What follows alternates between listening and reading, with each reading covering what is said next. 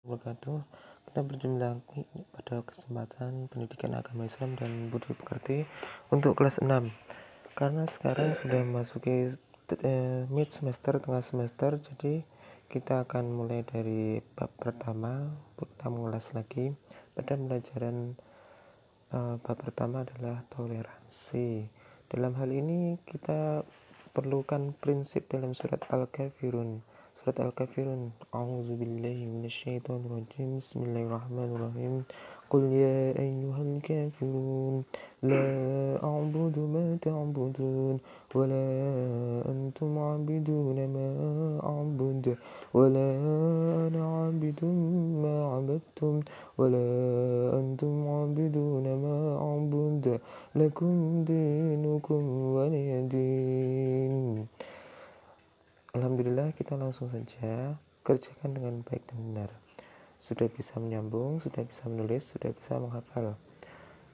Arti kata al-kafirun adalah orang-orang kafir. Isi suratnya adalah sebagai larangan untuk menyembah apa yang orang-orang kafir sembah, tapi juga sebagai peringatan. Tapi isinya adalah larangan dalam prinsip agama Islam. Surat Al-Kafirun tergolong surat Makkiyah, diturunkan di Mekah ketika Nabi Muhammad SAW masih bersama orang-orang kafir Quraisy. Kemudian huruf hijaiyah yang hanya dapat disambung di akhir atau dari kanan, yaitu wawu dan ro. Lafal yang memiliki arti dan aku tidak pernah menyembah menjadi penyembah apa yang kamu sembah adalah yang keempat. Surat Al-Kafirun menegaskan tentang larangan toleransi dalam hal akidah dan agama. Bekerja sama dalam soal agama, keyakinan Islam hukumnya haram. Kebanyakan sikap orang Quraisy Mekah terhadap ajakan Rasulullah kepada kebenaran adalah menolak dan mencaci. Tanda baca tasdid gunanya untuk menggandakan. Al-Kafirun terdiri dari 6 ayat. Nama diambil dari ayat pertama. Al-Kafirun disebut surat Makkiyah karena turun di Mekah. Surat Al-Kafirun 109. Bagiku agamaku, bagimu agamamu. Dinukum artinya agamamu. Surat Al-Kafirun ayat keempat. Wala ana 'abidum ma 'abadtum. Lafal lakum dinukum waliyadin. Untukmu agamamu, untukku agamaku. Dosa yang tidak diampuni adalah syirik. Orang yang menyekutukan Allah disebut musyrik. Sikap Nabi Muhammad saat diajak menyembah seperti apa adalah menolak dengan perkataan surat Al-Kafirun. Dalam surat Al-Kafirun Allah menyeru kepada tauhid, kepada mengesahkan Allah, kepada Islam. Aku tidak menyembah apa yang engkau sembah. Ajaran toleransi beragama dijelaskan dalam surat Al-Kafirun. Umat Islam hanya menyembah kepada Allah. Nabi Muhammad diajak untuk menyembah kepada sembahan kaum Quraisy. Surat Al-Kafirun menerangkan bahwa prinsip agama Islam. Sebutan surat Madaniyah adalah di kota Madinah. Lafala a'budu memiliki arti tidaklah aku menyembah. Lakum dinukum waliyadin merupakan bunyi surat Al-Kafirun ayat 6. Lanjutkan abidum ma abadtum. Nulisnya bisa abadtum.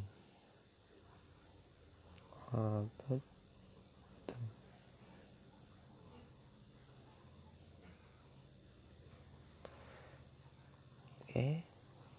Pesan yang terkandung dalam surat Al-Kafirun adalah prinsip beragama.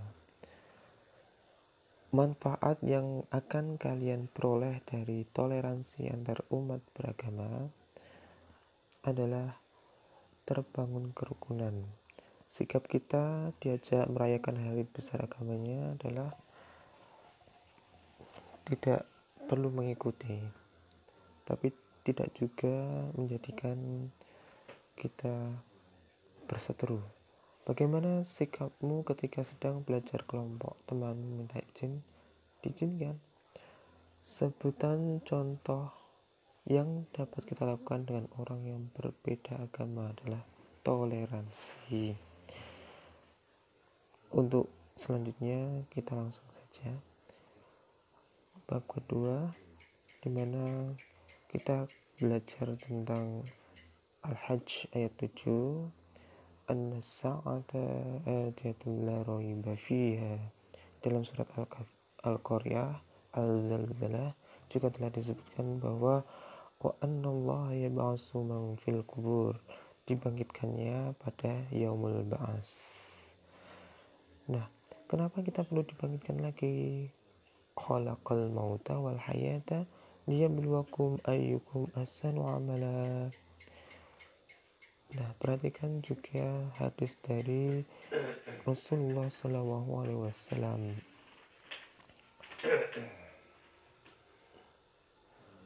Perhatikan, di antara tanda-tanda kiamat sughra di sini telah disebutkan. Jadi perhatikan dengan baik dan benar. Kemudian jawablah pertanyaan, mengapa kita diperintahkan beriman akan adanya hari kiamat? Karena itu termasuk rukun iman, dan di dalamnya terdapat bahwa pengertian bahwa manusia benar-benar akan dibangkitkan dalam surat Al-Hajj ayat ke-7. Bismillah, kita lanjutkan lagi. Pengertian hari kiamat adalah hari berakhirnya alam semesta beserta isinya, tanpa terkecuali. Di manakah kelak tempat orang yang ringan timbalan kebaikan, khofat amaluhu wa ummuhu hawiyah. Tulis saja hawiyah. Pengertian yaumul ba'ats. Yaumul ba'ats adalah hari di mana dibangkitkan, yang terjadi ketika malaikat Israfil meniup sangkakala kedua adalah ba'ats, kita dibangkitkan. Ya ba'atsu man fil kubur dalam surat Al-Hajj ayat ke-7. Nah, perhatikan selanjutnya. Iman kepada hari akhir termasuk rukun iman yang kelima. Hari dibangkitkannya manusia dari alam kubur disebut Yaumul Ba'ats. Malaikat Israfil meniup sangkakala sebanyak 2 kali. Pertama, manusia, kematian. Tempat berkumpulnya umat manusia setelah dibangkitkan adalah padang mahsyar. Nama surga kecuali Jahannam. Di bawah ini merupakan nama surga, yaitu Firdaus. Hari kiamat tidak seorang pun mengetahuinya. Sifatnya adalah gaib. Jadi sifat yang tidak ada yang tahu, gaib. Hari kiamat manusia dibangkitkan dengan wajah bermacam-macam, berbuat keburukan, kusam. Hari kiamat dibagi menjadi 2 macam, sughra dan kubra. Yang pertama kali dipertanggungjawabkan adalah sholat. Salah satu tanda kecil kiamat adalah fitnah yang semakin merajalela. Tempat kembali bagi orang yang beriman adalah surga.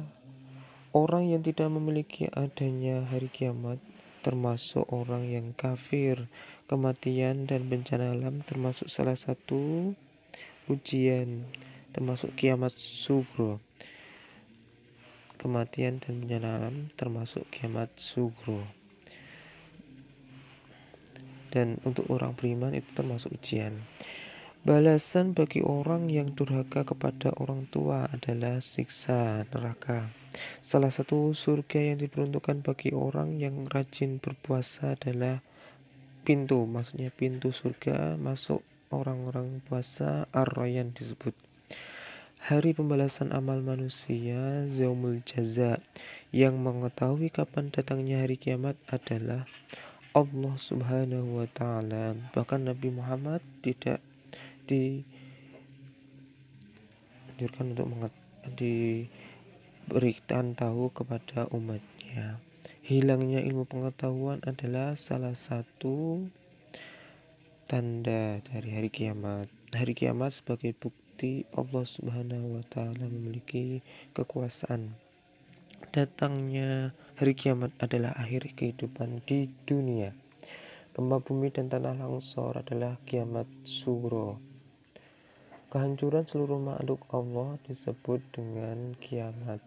Gambaran peristiwa hari kiamat diceritakan dalam Al-Quran surat Al-Qari'ah, Al-Zalzalah. Terbitnya matahari di sebelah barat merupakan tanda kiamat kubro. Jadi tidak ada yang mengetahui dari orang beriman. Tempat kembalinya orang kafir adalah di neraka. Di dunia ini tidak ada yang kekal kecuali Allah Subhanahu wa Ta'ala.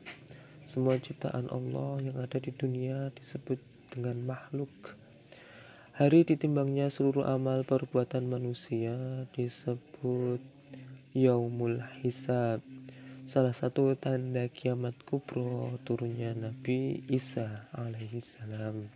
Pembagian hari kiamat menurut beberapa ulama adalah tentang yaumul. Ada 5 hari yang wajib kalian ketahui. Apa yang dimaksud dengan iman kepada hari kiamat? Hari percaya dan yakin kepada datangnya hari dihancurkannya seluruh alam semesta.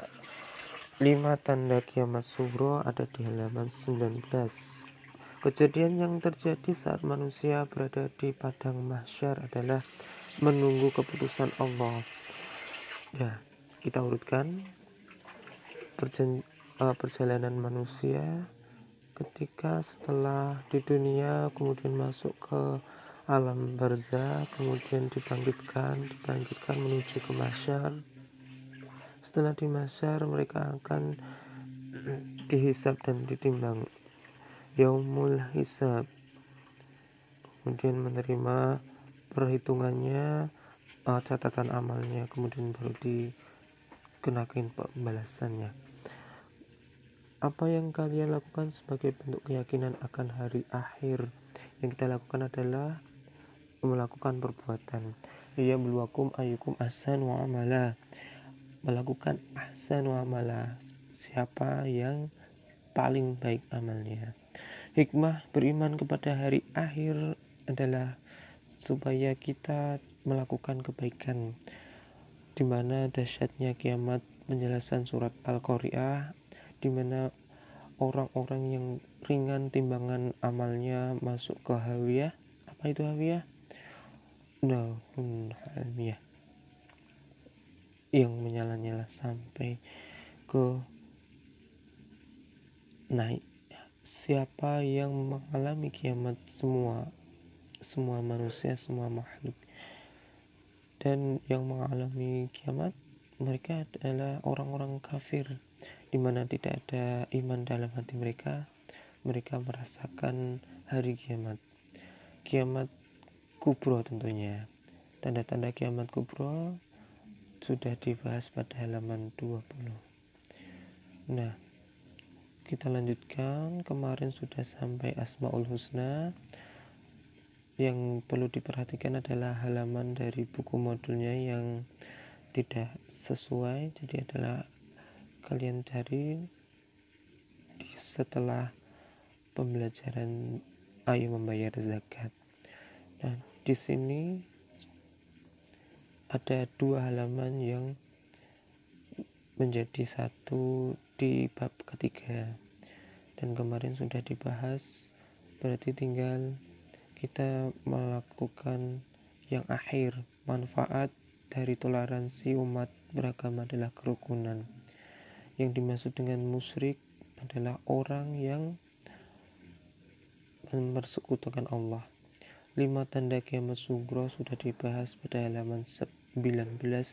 Yang dimaksud dengan iman kepada hari akhir, percaya dan yakin tentang adanya hari kehancuran alam semesta. Apa yang dimaksud dengan Asmaul Husna? Tentu kalian sudah tahu, itu nama-nama Allah yang indah lagi baik. Kemudian kita masuk kepada bab keempat, hukum membayar zakat. Zakat termasuk rukun Islam. Rukun Islam yang ada di dalam rukun Islam. Ada yang menyebutkan ketiga, ada yang menyebutkan keempat. Yang memang zakat adalah kewajiban. Di dalamnya disebutkan sebelum puasa ataupun setelah puasa. Kalau setelah puasa itu disebutkan karena zakat fitrah. Zakat fitrah kewajiban dari setiap jiwa yang lahir. Jadi ada tanggungan dari kepala keluarga untuk menafkahkan zakat. Waqimus sholata wa atuz zakat. Perintah zakat berkaitan dengan sholat. Sering dijelaskan Allah dalam kalamullah Al-Quran, dan dalam mereka kita akan mengambil zakat untuk apa? Tuzakkihim wa tutahhiruhum biha. Memang zakat itu fungsinya dalam surat At-Taubah ayat 103. Nah, di sini berarti kita kembali lagi pada bab ketiga tadi, ada halaman bab dari bab zakat. Nah, setelah kita lanjutkan pada zakat fitri, diperlihatkan niatnya ketika kalian membagikan zakat fitrah. Nama itu an ukhrija zakatul fitrah an nafsi fardalillahi ta'ala. Jadi kalian kelas 6 sudah harus mengetahuinya. Dan ketika sebagai amil, maka anjarakallahu fima a'taita wa ja'alahu laka tahurun wa baraka laka fima abqaita. Yang tersisa dari kalian disebutkan zakat mal. Setelah zakat fitrah, zakat mal. Zakat mal tidak ada batasan, yang ada adalah nisab. Nisab batasannya ketika jumlah harta dan apa yang bisa didapat oleh kita dalam batasannya hitungannya tahunan. Dan disebutkan juga harta-hartanya, ada harta ternak, ada harta emas, perak, pertanian, perdagangan, adapun harta temuan juga disebutkan rikos. Jadi kita langsungkan kepada uji kompetensinya. Orang yang berhak menerima zakat ada di surat At-Taubah ayat 68 golongan. Dari segi bahasa, zakat berasal dari kata zakah. Membayar zakat termasuk rukun Islam. Zakat secara bahasa artinya suci. Membayar zakat fitrah berguna untuk menyempurnakan ibadah puasa.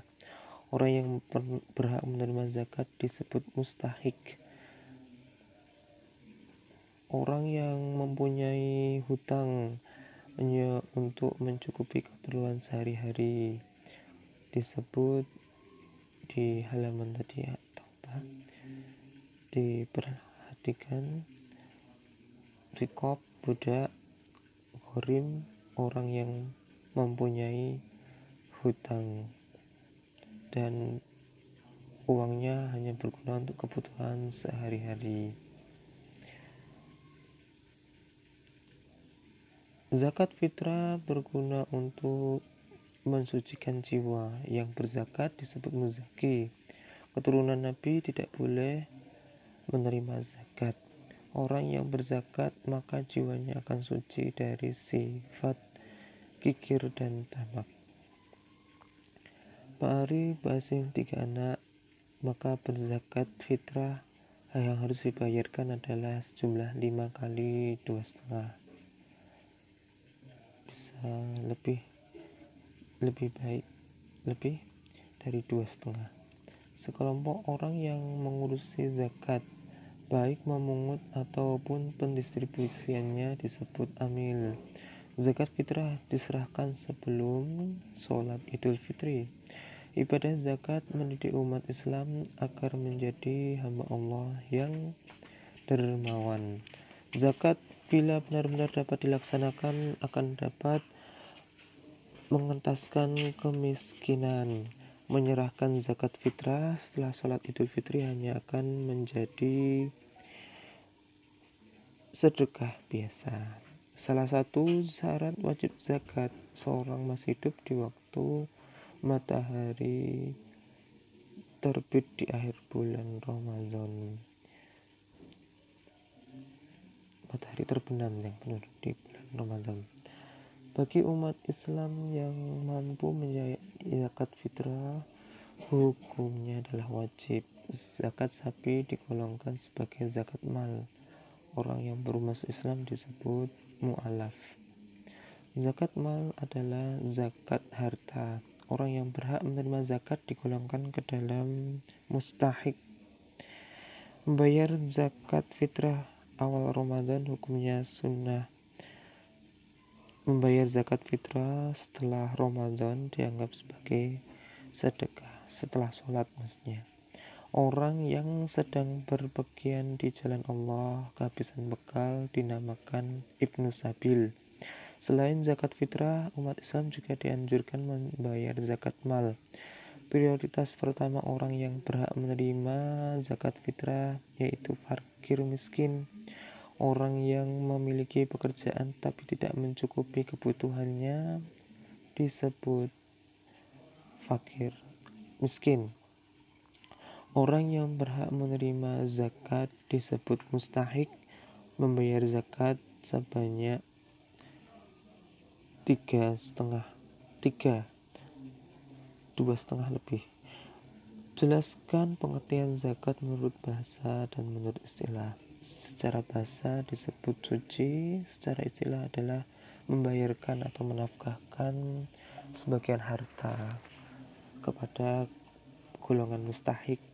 Setiap umat Islam dianjurkan untuk zakat mal untuk mengentaskan kemiskinan.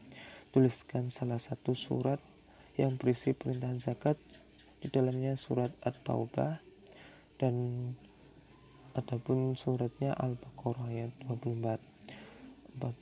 Sebutkan dan jelaskan siapa saja yang berhak menerima zakat. Di dalam surat At-Taubah sudah disebutkan fakir, miskin, amil, gharim, riqab, mu'alaf, sabilillah, ibnu sabil. Siapa saja yang tidak berhak menerima zakat adalah Habib, keturunan Rasulullah, tidak boleh termasuk orang yang tidak disebutkan dalam 8 golongan.